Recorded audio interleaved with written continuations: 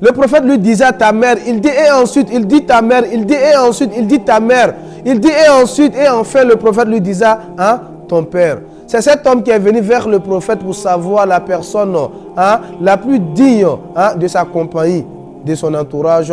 Et le prophète sallallahu alayhi wa sallam lui a dit 3 fois de suite, ta mère, ta mère, ta mère. Pour finir, il dit, ton père.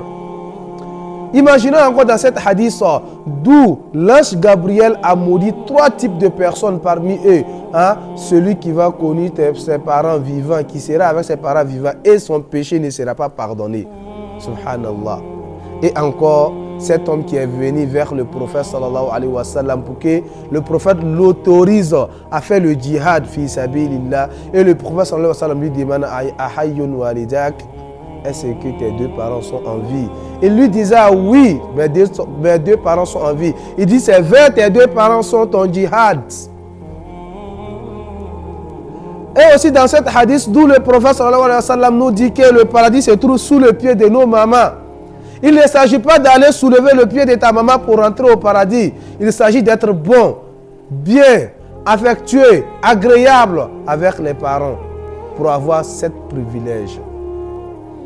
Allah subhanahu wa ta'ala dit وَوَصَّيْنَا الْإِنسَانَ بِوَالِدَيْهِ حُسْنًا.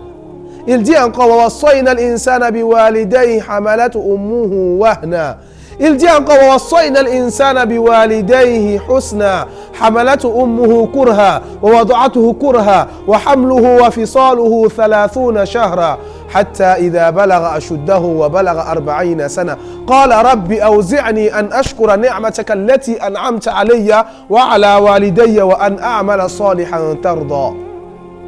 Et enfin il dit, oh Allah, inspire-moi pour que je puisse te rendre grâce de tous les biens que tu m'as fait ainsi qu'à mes parents. وأن أعمل صالحا ترضى. Et je puisse faire des bonnes œuvres que tu agrées. Il dit encore dans Sourate Al-Isra وَقَضَى رَبُّكَ أَلَّا تَعْبُدُوا إِلَّا إِيَّاهُ وَبِالْوَالِدَيْنِ إِحْسَانًا. Allah subhanahu wa ta'ala nous incite à l'adorer uniquement que lui et d'être bon avec les parents. إِمَّا يَبْلُغَنَّ عِندَكَ كِبَرَ أَحَدُهُمَا أَوْ كِلَاهُمَا. Si l'un d'entre eux ou tous les deux venaient à vieillir à ta présence, فَلَا تَقُلْ لَهُمَا أُفٍّ وَلَا تَنْهَرْهُمَا. Il dit, ne les dit oufin, ne les dit point, ne les manque pas de respect. وَقُلْ لَهُمَا قَوْلًا كَرِيمًا.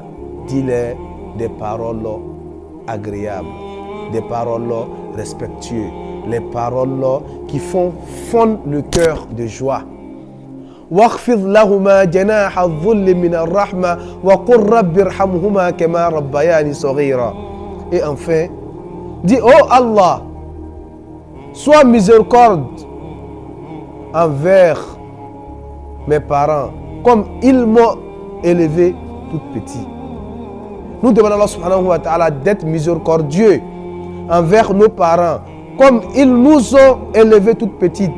Nous demandons à Allah subhanahu wa ta'ala de nous pardonner nos péchés, de pardonner les péchés de nos parents, de bénir nos parents, de protéger nos parents, de donner toutes les gloires à nos parents sur ce bas monde et au-delà. Wassalamu alaikum wa rahmatullahi wa barakatuh.